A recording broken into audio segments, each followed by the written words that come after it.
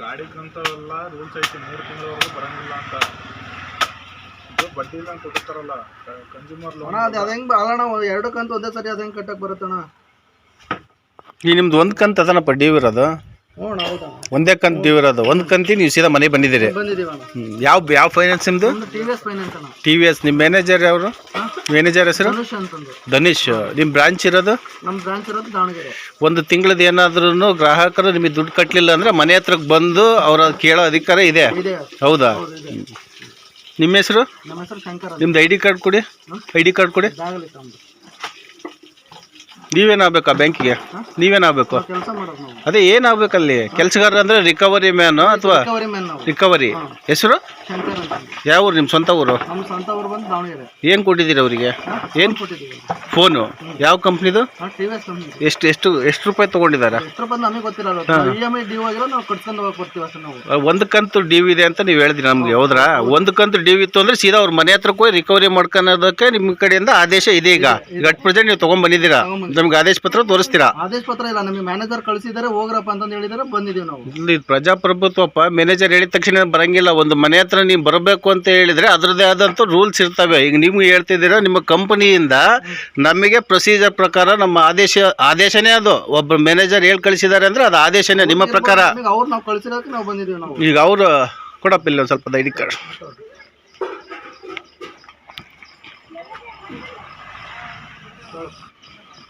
Srikanth R B, Davanagere. Sir Shantal. ನಾವು ಇದು ಒಂದು ಕಂತು ಡ್ಯೂ ಇದ್ರೆ ಮನೆ ಹತ್ರ ಬರಂಗಿಲ್ಲ ಸರ್ ನಾವು. ಇಲ್ಲಿ ಒಬ್ರು ಕೊಡಿ ನಾನೇ ಮಾತಾಡ್ತೀನಿ. ಕೊಡಿ ನಾನೇ ಮಾತಾಡ್ತೀನಿ. ಯಾರೋ ಬೇರೆ ಇವರು ಕಸ್ಟಮರ್ ಅಲ್ಲ. ಬೇರೆ ಎಲ್ಲಿ ತಂಬರಪ್ಪ, ನಾನು ಅದೇ ಮನೆಯವನೇ ಸರ್. ಅದು ಕಸ್ಟಮರ್ ಇಲ್ಲಿ ಹೋಮ್ ವಿಸಿಟ್ ಬಂದಿದ್ವಿ ಅಂತ ಸರ್.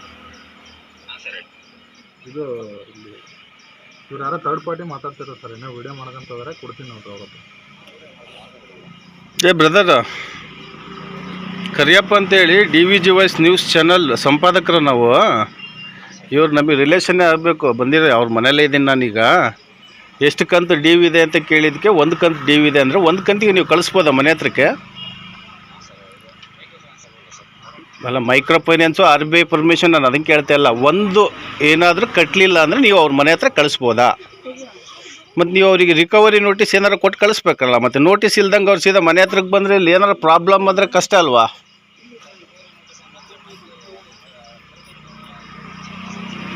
ಅದಕ್ಕೆ ಮತ್ತೀಗ ನಾನು 3 ತಿಂಗಳು ಅಲ್ಲ, ನನಗೆ ಅದು ಗೊತ್ತಿದೆ.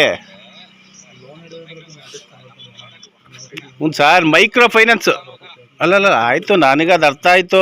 ನಾನು ಒಂದು ಫೈನಾನ್ಸ್ ಅಲ್ಲ, ನಾನು ಸಿಕ್ಕಾಬಟ್ಟೆ ಫೈನಾನ್ಸ್ಗಳ ಕೆಲಸ ಮಾಡಿ ಬಂದೀನಿ. ಬಜಾಜಲ್ಲಿ ಮಾಡೀನಿ. ನಿಮ್ಮ TVS ಅಲ್ಲಿ ಮೊದಲು ದೇವರಾಜ್ ಅಂತ ಇದ್ರು ಮ್ಯಾನೇಜರ್, ಗೊತ್ತರ ದುರ್ಗದವರು. 2018ರಿಂದಲೂ ನನಗೆ ಫೈನಾನ್ಸ್ ಬಗ್ಗೆ ಐಡಿಯಾ ಇರೋದ್ರಿಂದ ನಾನು ಇವ್ರ ಹತ್ರ ಕೇಳ್ತಾ ಇದ್ದೀನಿ ಅಷ್ಟೇ. 2 ತಿಂಗಳು 3 ತಿಂಗಳು ಕಟ್ಟಲಿಲ್ಲ ಅಂದರೆ ಪ್ರೊಸೀಜರ್ ಪ್ರಕಾರ ನೋಟಿಸ್ ಕಳಿಸ್ತೀರಾ. ಅದು ಬಿಟ್ಟು ಒಂದು ದಿವಸಕ್ಕೆ 8ರಿಂದ 10 ಮತ್ತೆ ಅವೆಲ್ಲ ಗೊತ್ತಿದ್ರು ಸಮೇತನೂ ನಾನು ಅವ್ರಿಗೆ ಕೇಳಿದ್ದು ಒಂದೇ, ಹೌದಪ್ಪ ನೀವು ಬಂದಿದ್ದೀರಿ 1 ತಿಂಗಳಿಗೆ, ಅಗ್ರಿ, ನಾನು ಒಪ್ಕೊಂತೀನಿ. ಆದರೆ ಒಂದೇ ತಿಂಗಳಿಗೆ ಮನೆ ಹತ್ರಕ್ಕೆ ಬರೋಂಗಿಲ್ಲಲ್ಲಪ್ಪ, ಯಾಕೆ ಬಂದ್ರಿ ಅಂತ ಅಷ್ಟೇ ನಾನು ಕೇಳಿದ ಕ್ವಶನ್ನು. ಹಾಂ ಹೇಳಿ. ಅಲ್ಲಲ್ಲ, ನಮ್ದು ಇರುತ್ತೆ. ನಾವು ರಿಕವರಿ ಮಾಡಬೇಕಾಗಿರುತ್ತೆ. ನಾವು ಬರ್ತೀವಿ, ಪ್ರೊಸೀಜರ್ ಪ್ರಕಾರ ಕೇಳ್ತೀವಿ, ಹೋಗ್ತೀವಿ. ಅದೆಲ್ಲ ಸಮಸ್ಯೆ ಆಗ್ತಿರೋದು ಇಲ್ಲಿ. ಒಂದೇ ತಿಂಗಳಿಗೆ ನಾನಂತೂ ಇವತ್ತುವರೆಗೂ ಕೇಳಿಲ್ಲ ನಿಮ್ಮ ಪ್ರಕಾರವಾಗಿ. ಯಾಕಂತ ಹೇಳಿದ್ರೆ ಇನ್ನು 1 ತಿಂಗಳಾಗಿ ಇವತ್ತು ಎಷ್ಟು ಡೇಟ್ ಸರ್? ಅಲ್ಲ, ಸುಮಾರು ಫೈನಾನ್ಸ್ ಇದಾವೆ. 3 ಕಟ್ಟೋದು EMI ಎಲ್ಲ ಕಟ್ಬೋದಾಯ್ತಲ್ಲ ಸರ್? ಈಗ ನೀವು ಯಾಕೆ ಬರ್ತೀರಿ ಹೇಳ್ರಿ? ಕಟ್ಟಿಲ್ಲ ಅಂತ ಹೇಳಿದ್ಮೇಲೆ ತಾನೇ ಬರೋದು ರಿಕವರಿ ಮಾಡೋರು. ಕಟ್ಟಿದ್ರೆ ಯಾಕೆ ಅವ್ರು ರಿಕವರಿ ಯಾಕೆ ಬರ್ತಿದ್ರು? ಈ ರಿಕವರಿ ಎಂಟ್ರಿ ಆಗ್ಲಿಲ್ಲ ಅಂದ್ರೆ ನೆಕ್ಸ್ಟ್ ಬಕೆಟ್ ಬರುತ್ತಲ್ವಾ? ಅಲ್ಲ ಸರ್, ನೀವು ರಿಕವರಿ ಅವ್ರು ಕರೆಕ್ಟ್ EMI ಕಟ್ಟಿ ನಮ್ಮಲ್ಲಿ ಕೆಲಸಕ್ಕೆ ಇಟ್ಕೊಂತಿರ್ಲಿಲ್ಲ. ಅದೇ ಮತ್ತೆ ಹೇಳಿದ್ದು, ಅವ್ರು ರಿಕವರಿ ಕಟ್ಟಿಲ್ಲ ಅಂತ ಮನೆ ಹತ್ರ ಕಳ್ಸೋದು ತಪ್ಪು ಅಂತ ನನ್ನ ಪ್ರಕಾರ. ಯಾಕೆ ಅಂತ ಹೇಳಿದ್ರೆ ಇನ್ನೊಂದ್ ಹೆಂಗ್ ಗೊತ್ತಾ, ಫೈನಾನ್ಸ್ ಅಲ್ಲಿ ನಮ್ದು ಪ್ರೈವೇಟ್ ಲೋನ್ ಆಗಿರೋದ್ರಿಂದ ಫಸ್ಟ್ EMI ಕಟ್ಟಿಲ್ಲ ಅಂದ್ರೆ ಮನೆ ಹತ್ರ ಕಳ್ಸೋ ನೆಸೆಸಿಟಿ ಇದೆ ಸರ್ ನಮ್ದು. ಹೀಗಾಗಿ ಕಳ್ಸಿರ್ತೀವಿ. ಸರಿನಾ? ಇದೊಂದೇ ಫೈನಾನ್ಸ್ ಅಲ್ಲ, ಸುಮಾರು ಫೈನಾನ್ಸ್ ಇದಾವೆ. ಸರಿನಾ? ಅಕಸ್ಮಾತ್ ಏನೋ ಪ್ರಾಬ್ಲಮ್ ಆಗೈತೆ, 3 ತಿಂಗಳು ಕಟ್ಟಕ್ಕಾಗಿಲ್ಲ, ಅವಾಗ ನೋಟಿಸ್ ಕೊಟ್ಟು ಪ್ರೊಸೀಜರ್. ಈಗ ಅದೇ ಅವ್ರು ಹೇಳ್ತಾ ಇರೋದಾದ್ರು ಅಷ್ಟೇನೆ. ಅವರು ಸರ್ ನಾವು ಈಗ ನೆಕ್ಸ್ಟ್ ಅವನಿಗೆ ಕಟ್ಬೋದಲ್ಲ ಸರ್? ಇನ್ನೊಂದ್ 2 ದಿವಸ ಟೈಮ್ ತಗೊಂಡ್ರೆ ಕಟ್ಲಿ ಸರ್, ಏನ್ ಪ್ರಾಬ್ಲಮ್ ಇಲ್ಲ. ನಾನು ಅದನ್ನೇ ಹೇಳ್ತಾ ಇರೋದು ಅವರಿಗೆ. ನಾನು ಹೇಳ್ತಾ ಇರೋದೇ ಅದನ್ನ.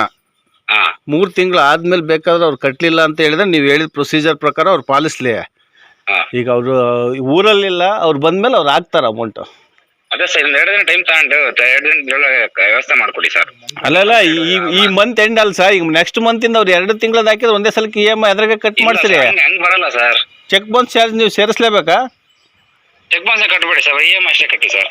ಮತ್ತೆ ಅದನ್ನ ರಿಕವರಿಗೆ ಇಟ್ಕೊಂಡಿರ್ತೀರಲ್ರಿ, ಅದನ್ನೇ ನೀವು ಬರೀ ನೀವಲ್ಲ ಕೊಡ್ತೀವಲ್ಲ ಸರ್. ಅಲ್ಲ, ಅಲ್ಲಿ ಬ್ಯಾಂಕ್ ನಿಮ್ದಲ್ವಲ್ಲ, ನಿಮ್ದೇನಿದ್ರು ರಿಕವರಿ ನೀವು ಮಾಡ್ಕೊಂತೀರಿ, ಬ್ಯಾಂಕ್ ಚೆಕ್ ಬೌನ್ಸ್ ಚಾರ್ಜ್ ಹಾಕ್ತಾರೆ. ಸರಿ ಆಯ್ತು, ಈಗ ಅವ್ನು ಬಂದ್ಮೇಲೆ ನಾನು ಹೇಳ್ತೀನಿ. ಈಗ ಅದೇನು 3ನೇ ತಾರೀಕು EMI ಇರೋದು ಸರ್? 3ನೇ ತಿಂಗಳ ತನಕ ಆಗಲ್ಲ, ಬೇಕಾದ್ರೆ 30ನೇ ತಾರೀಕು. ಇಲ್ಲ, ಅವ್ರು ಬರೋದೇ ಇನ್ನೂ ಒಂದು 3-4 ದಿವಸ ಆಗುತ್ತೆ. ಅಲ್ಲಿಗೆ ಹೆಚ್ಚು ಕಮ್ಮಿ 25 ಅಂದರೆ ನೋಡಂತವ್ರಿ. ಈಗ ಇವತ್ತು 25 ತಾರೀಕು, 30ನೇ ತಾರೀಕು ಮಾಡ್ಕೊಡೋದು. ಸರಿ ಆಯ್ತು ತೊಗೊಳ್ರಿ. ಅವ್ರು ಅಕಸ್ಮಾತ್ ಬಂದ್ರು ಅಂದ್ರೆ ಸರಿ, ಇಲ್ಲ ಅಂತಂದ್ರೆ ಈ ನಿಮ್ದು ಯಾರ್ದಾರ ಫೋನ್ ಪೇ ನಂಬರ್ ಯಾವ್ದಾರು ಕೊಟ್ಟು ಹೋಗಿದ್ರಿ, ನಿಮ್ಗೆ ಹಾಕ್ಸೋ ವ್ಯವಸ್ಥೆ ಮಾಡೋಣ. ಏನ್ ಹೇಳ್ತಿದಾರೆ ಅಂತಂದ್ರೆ ಅಕೌಂಟಿಗೆ ಹಾಕಂತೀನಿ, ಅಕೌಂಟ್ನಲ್ಲಿ ಕಟ್ ಮಾಡ್ಕೊಳ್ರಿ ಅಂತ ಹೇಳ್ತಿದ್ದಾರೆ. ಅಕೌಂಟ್ನ ಕಟ್ ಮಾಡೋ ಡೇಟ್ ಮುಗಿದೋಗಿದೆ, ಅವ್ರು ಅಕೌಂಟಿಗೆ ಹಾಕಂತೀನಿ ಅಂತ ಹೇಳ್ತಿದ್ದಾರೆ. ಅಕೌಂಟ್ ಅವ್ರ ಡೇಟ್ ಮುಗಿದೋಗಿದ್ಮೇಲೆ ಅದು ಹೆಂಗೆ ಹಾಕೊಳಕ್ ಬರುತ್ತೆ ಸರ್? ಏನು ಮಾಡೋದು ಸರ್ ಈಗ?